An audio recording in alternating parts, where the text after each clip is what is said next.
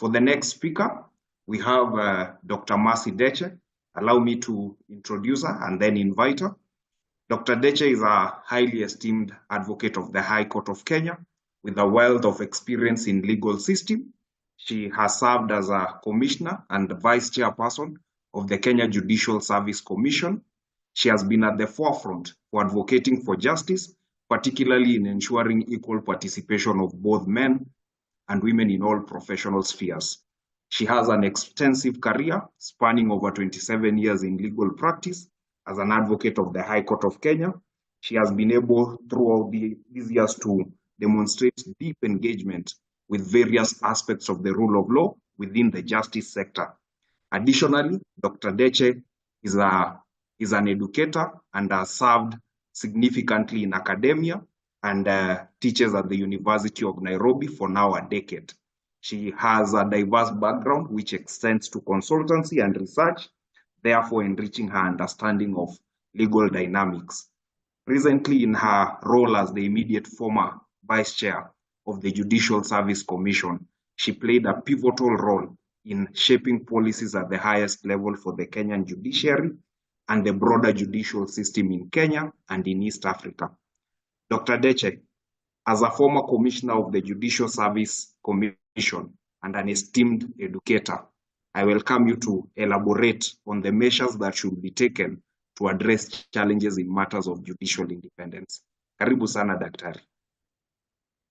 Thank you very much for the introduction, and I want to also thank my predecessors, Margaret, Faith, and the CJ for their presentations.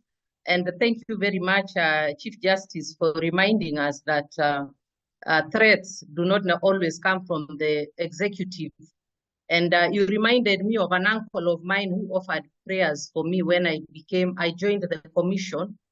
And in the prayer, he thanked God that, and I put, now our children will get jobs.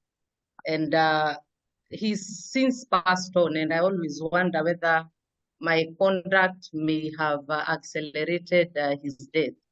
But anyway, I've been asked to handle the issue of measures to address challenges against judicial independence. And I could come up with so many measures, but because of time, I was actually only asked to confine myself to 10 minutes.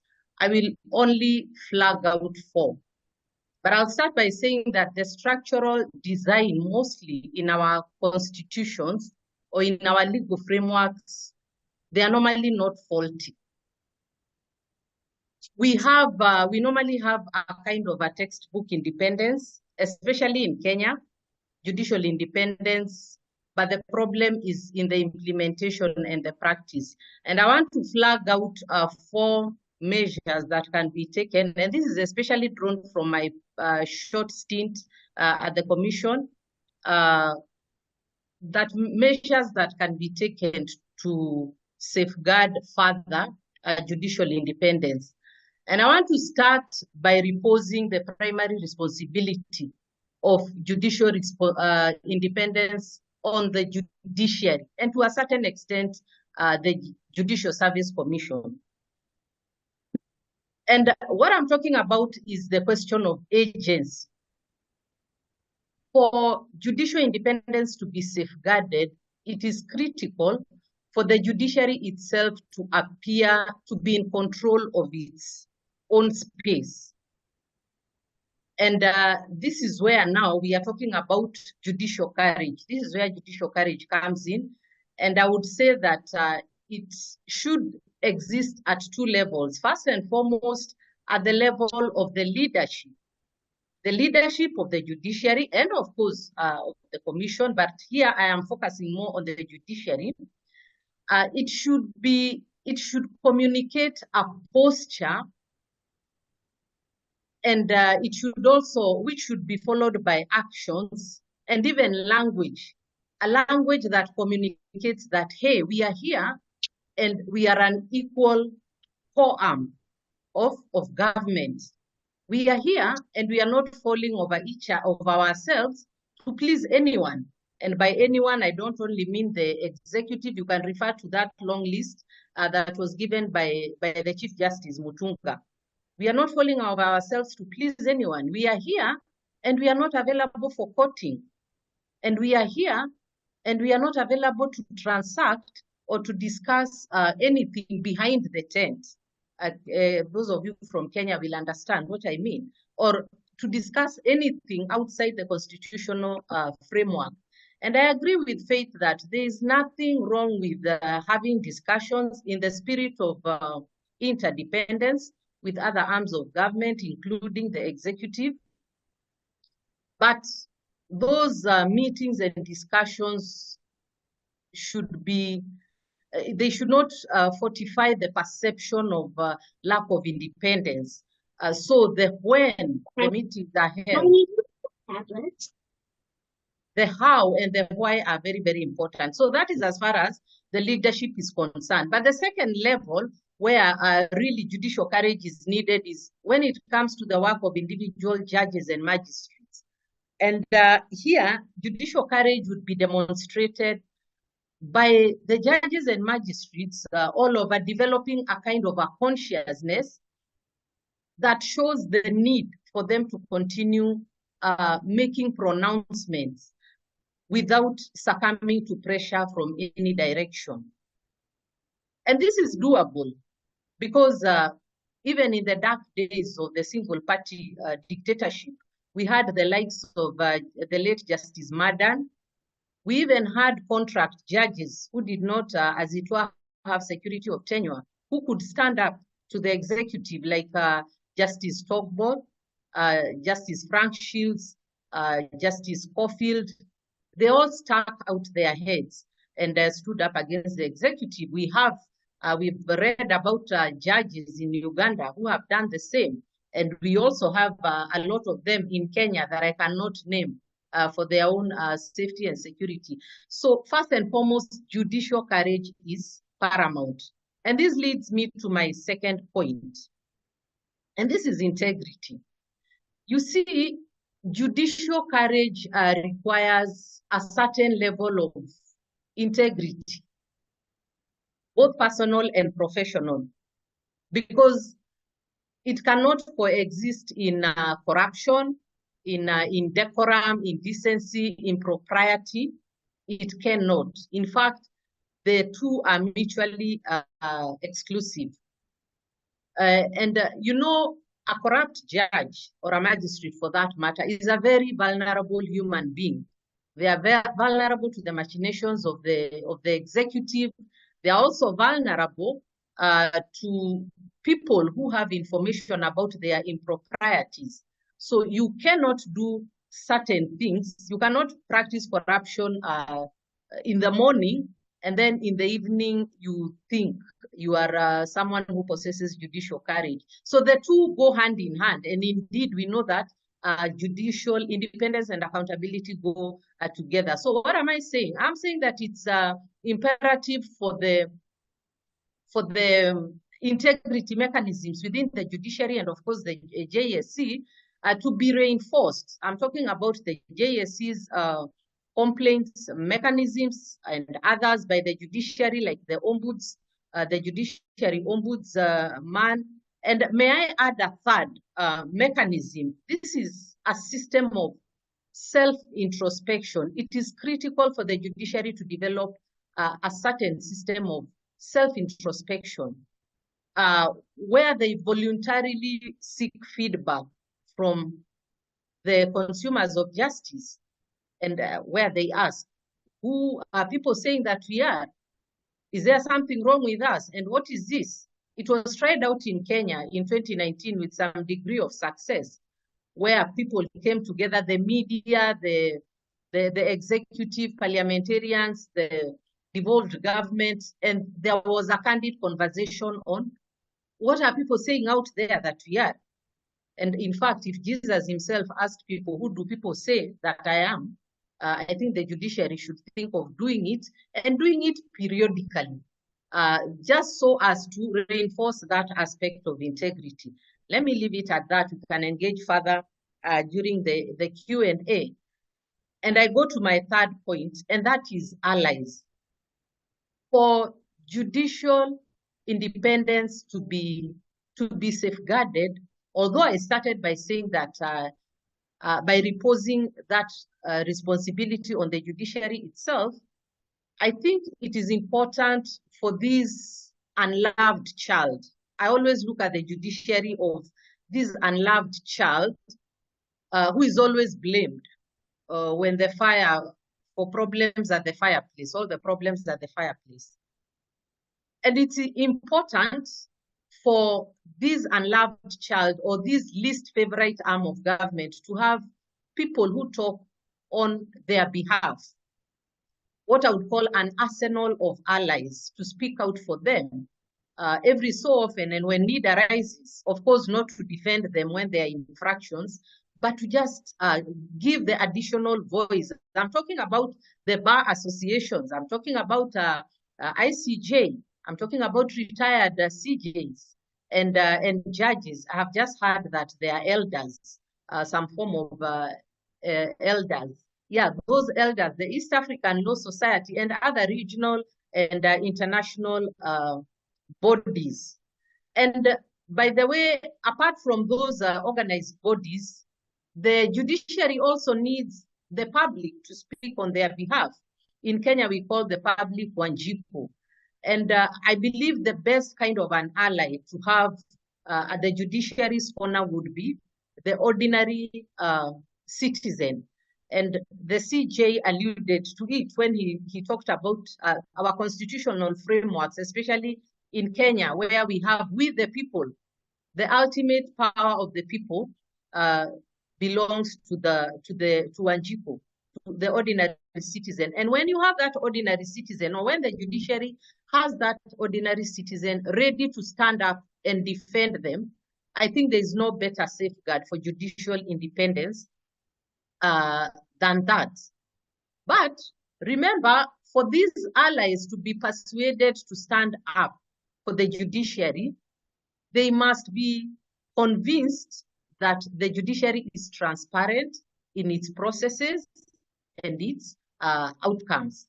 And from where I sit, the best way of ensuring that the public is on the same page with the judiciary is where the decisions, there is flow of communication, including the communications that, of course, most of them are judgments, especially in sensitive cases. If we could have or reinforce this practice, it normally pops up in Kenya once in a while, where we have the decisions in sensitive cases unpacked in a language that a common mwananchi understands. They understand, yes, the judiciary is saying this, and this is why they got there. They will understand that these processes are transparent, however way it goes, and the outcome is also transparent, and they will be the first to stand up to defend the judicial independence.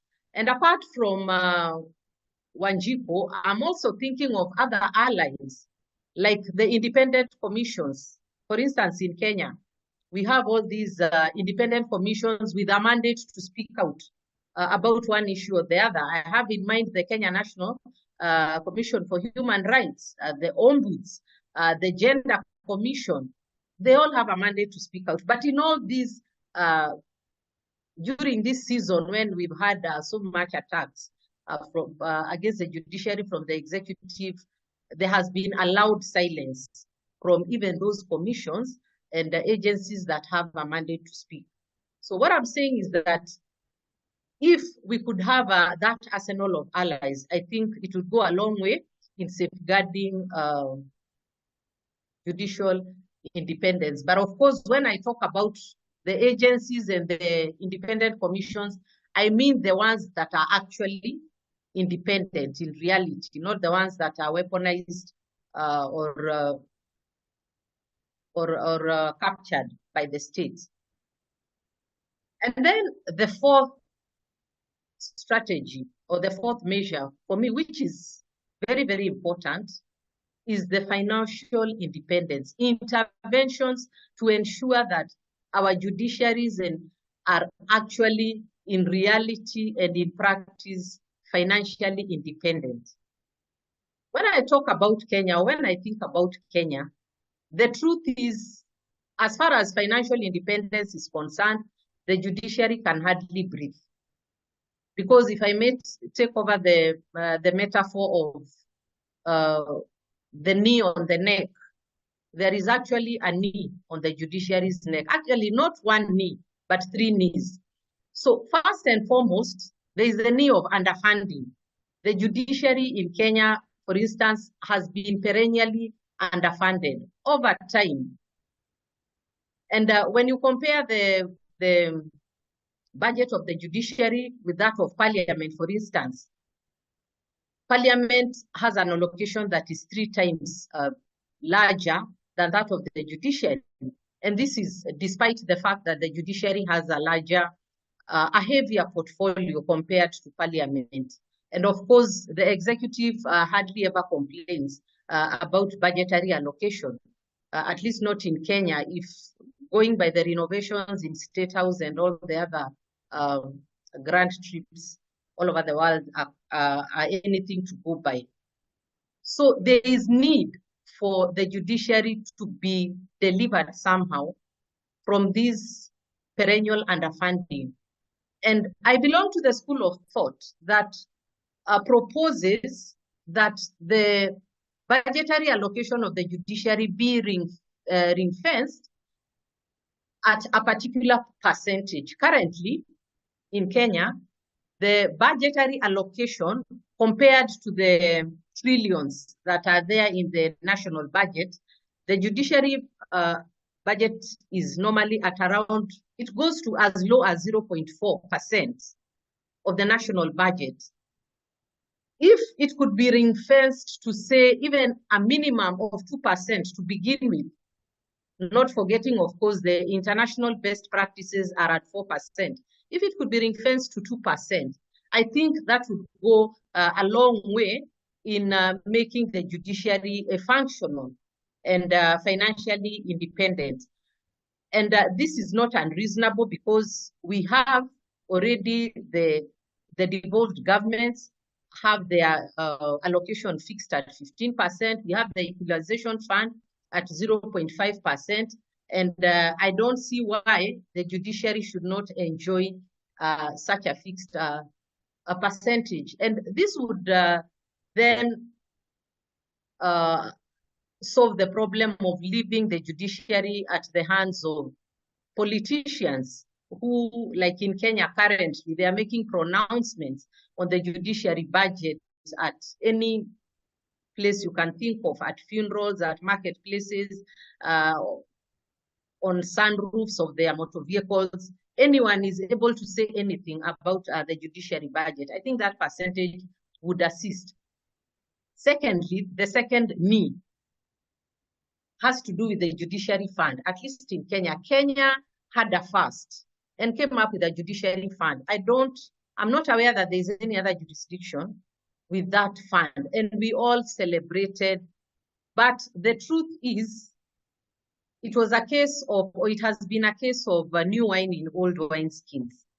And why is this? It's because we have landmines all around that fund, both legally and operational.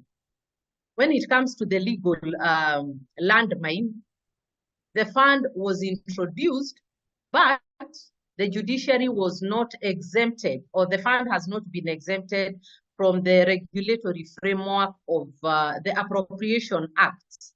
Yeah, these Appropriation Acts that expire on every 30th of June. And what does this mean? This means that at the end of every 30th of June, the judiciary must return whatever money that they were holding, or whatever allocation that they were holding back to the treasury. And there will always be an unabsorbed amount. Why? Because the way the judiciary relates with treasury, and maybe Chief Justice thinks otherwise, but from my short experience, I always see like the expenditure of the judiciary comes under so much control. Currently, it has to be controlled by the Treasury and the controller of budgets. And you find that because of the red tape and the bureaucracy, there will always be large amounts that cannot be absorbed. And I have a feeling that that is done by design. This is something that needs to be looked into, both the legal framework and the operational framework, especially the behavior by the controller of budget, whereby you find that the judiciary has to encounter a kind of they have to go through a pre-audit process before they have even expended their allocation. And then lastly, something that I think has also really been working against the judiciary as far as the financial independence is concerned is the whole mandate of the conflict between the mandate of the SRC, and that is the Salaries and Remuneration Commission, and the Judicial Service Commission, whereas the Constitution clearly states that the mandate of the SRC is around salaries, whereas the judiciary is supposed to has a mandate over terms and conditions of the staff of the judiciary. You find that most of the times the SRC overreaches itself and all the other arms of government agrees with the SRC. And you find that it becomes very, very difficult for the judiciary to function. What at the end of the day we have, because of this lack of financial independence, is that the executive or the agencies of the executive have set up a kind of a straw man, which they are then busy fighting, because without financial independence, it becomes extremely hard to function efficiently. You are set up for failure. So in conclusion, I would want to say that regarding the financial independence, there is need for further statutory intervention. We cannot just sit back and celebrate we have the Judiciary Fund. And apart from that statutory intervention, there is need for goodwill. I don't know how goodwill is cultivated. I think both goodwill and good manners. There is need for goodwill and good manners from other executive agencies, from the Treasury, the Controller of Budgets, and the SRC. Everyone should identify their lanes and stick to them.